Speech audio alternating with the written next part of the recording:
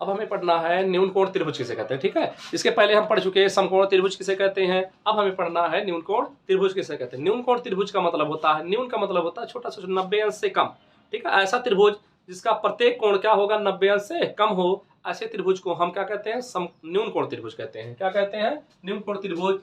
तो न्यून कोण त्रिभुज में ऐसा त्रिभुज, ठीक है, यानी कि ऐसा त्रिभुज, ऐसा त्रिभुज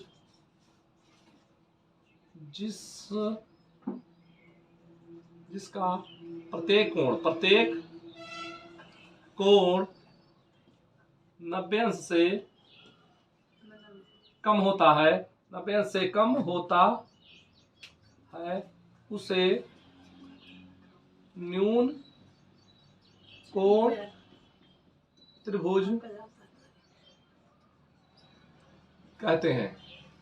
उसे क्या कहते हैं, न्यून कोण त्रिभुज। ऐसा त्रिभुज जिसका प्रत्येक कोण, यानी कि हर एक कोण क्या होगा, 90 अंश से कम होगा, उसे हम न्यून कोण त्रिभुज को बोलेंगे। जैसे अब ये कोई त्रिभुज बना दिए, इसमें तो ये क्या है, 90 अंश से कम है। अगर 90 अंश बनाना रहे तो ये बनाएगा, ठीक है, पूरा 90 अंश, इसमें ये पूरा बनेगा। ये 90 अंश से कम है, इसलिए क्या होगा, 90 अंश से कम। ठीक है, ऐसा त्रिभुज जिसका क्या हो, 90 अंश से कम हो, ए बी और सी, प्रत्येक कोण क्या है, 90 अंश से कम है। ठीक है, प्रत्येक कोण 90 अंश से कम होते हैं, उसे क्या कहते हैं, न्यून कोण त्रिभुज कहते हैं। ठीक, न्यून कोण त्रिभुज में प्रत्येक कोण क्या होगा, 90 अंश से कम, यानी कि कोण ए जो है, और कोण ए का मान क्या होगा, 90 अंश से कम है। ठीक, 90 अंश से कम है कोण ए का मान, और कोण बी का मान भी 90 अंश से कम है, और कोण सी का मान भी क्या है, 90 अंश से कम है।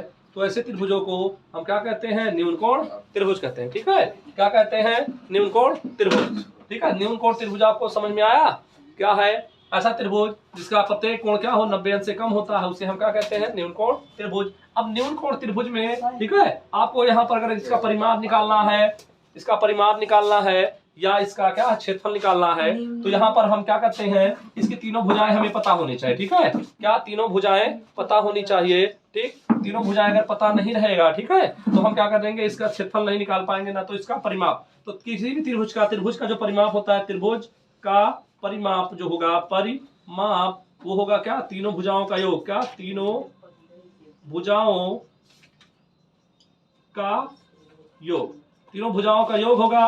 और हमें इसका क्या निकालना है, इसका क्षेत्रफल निकालना है। तो क्षेत्रफल के लिए इसका हम तीनों भुजाओं का योग है, इसका क्षेत्रफल निकालना है, तो इसका पहले अर्ध परिमाप निकाल लेते हैं। अगर मान लेते हैं इसकी ये भुजा ए है, और ये भुजा क्या है, बी है, और ये भुजा सी है, तो यहाँ हम क्या है, अर्ध परिमाप निकाल करके अर्ध परिमाप निकाल लेंगे और हीरोन सूत्र लगा लेंगे। ठीक है, क्या निकालते हैं, अर्ध परिमाप निकालते हैं। क्या, अर्ध परिमाप।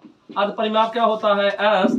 अर्ध परिमाप को यस से प्रदर्शित करते हैं, तीनों भुजाओं का योग, यानी कि A plus B plus C by 2, ये अर्ध परिमाप हो जाएगा। और हमें हीरोन सूत्र लगा करके त्रिभुज का क्षेत्रफल लगा लेते हैं। त्रिभुज का क्षेत्रफल निकालना है, तो हम क्या करेंगे, त्रिभुज का क्षेत्रफल आप क्या करोगे, अंडर रूट में, ठीक है, यस और यस माइनस ए और यस माइनस बी और एस माइनस सी, ये लगा करके हम इस त्रिभुज का क्षेत्रफल भी निकाल सकते हैं। ठीक है, और बाकी हम इस त्रिभुज का क्षेत्रफल, वैसे अगर भुजा हमें तीनों पता रहेंगे तभी हम त्रिभुज का क्षेत्रफल निकाल सकते हैं, अन्यथा हम त्रिभुज का क्षेत्रफल नहीं निकाल पाएंगे। या फिर क्या हो, आधार हो और बीच की ऊंचाई ज्ञात हो, तभी हम त्रिभुज का क्षेत्रफल निकाल सकते हैं। ठीक है, तो इस प्रकार न्यून कोण त्रिभुज जो है, ठीक है, न्यून कोण त्रिभुज अर्थात एक्यूट एंगल किसे कहते हैं, ऐसा त्रिभुज जिसका प्रत्येक कोण 90 अंश से कम होगा, उसे हम न्यून कोण त्रिभुज कहेंगे। ठीक है, न्यून कोण त्रिभुज में यानी कि जो हम हर एक कोण जो है वो 90 अंश से कम ही होगा, उसे न्यून कोण त्रिभुज। ठीक है, और नेक्स्ट क्लास में हम देखेंगे अधिक कोण त्रिभुज किसे कहते हैं,